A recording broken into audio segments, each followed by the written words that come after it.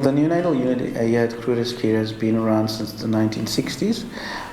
Back then, we were looking after babies that were a little bit bigger than the ones that we look after these days.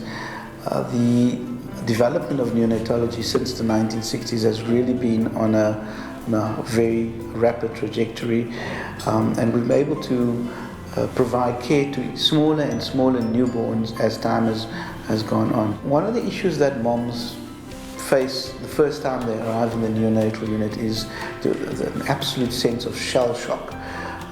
Their babies arrived earlier than they expected. The context of where the baby is not what they expect. I was here for emergency C-section. So then the doctors tell me they can do anything just to save my child. So my child weight was 600 grams, and I was very stressful and disturbing because my child was so small and things. But the people who helped me here, the doctors, they was very nice. The idea behind the Preemie Care App is to empower mothers with knowledge that they are able to ask more educated questions and allow them to engage in a more useful way in the care of the baby. So I was in the breastfeeding rooms one day, and I see this app, that Preemie app, and it was playing on the TV, and I was sitting there and I was watching it out, and I checked, so that gives me more hope.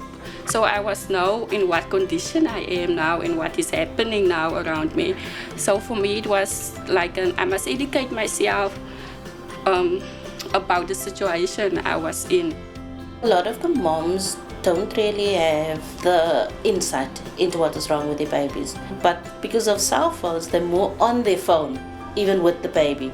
So what they would prefer them to do is want to chat to them is whatever you say, they want to see what you're saying is the truth. So they would Google whatever you are saying, The Preemie app do help me a lot. I found out that my child was suffering of RHD. She couldn't breathe on her own. At the moment, we are quite challenged with staff, so we don't have the people capacity to do training with moms all the time. So you would expect a mom that is, maybe 2 weeks here already to know exactly kind of the idea how to use an incubator, how to take the baby out or feed the baby. But it's not like that.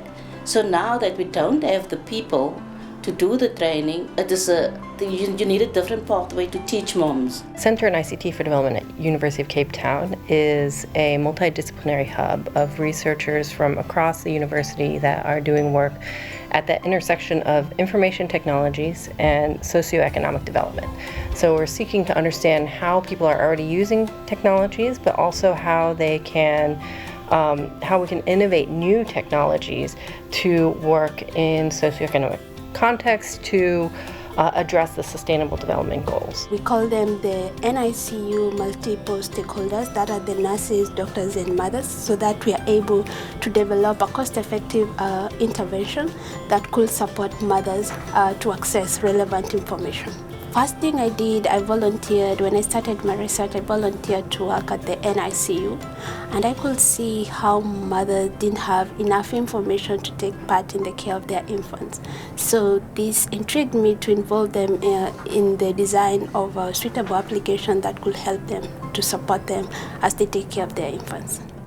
I think for me, co-design is very central to all ICT for development work, and really working with the communities to understand them, understand what their needs are, and to actually design with them the solutions that would be used within their context. We identified that most of the work is currently being done in developed world.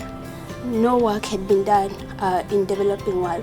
So in this context, we were trying to support low-income mothers to see how they can use simple technologies to access information. Yeah, I'm going home today like at 4 o'clock, so I was telling that lady, yo, you guys gonna make me cry because I took you in as family, you know, because I was far, there was no visitors. I must be on my own seeing other mothers with the family, the mother and the daddy, the grandma, and every time I just tell myself, you must be strong now for the sake of your child.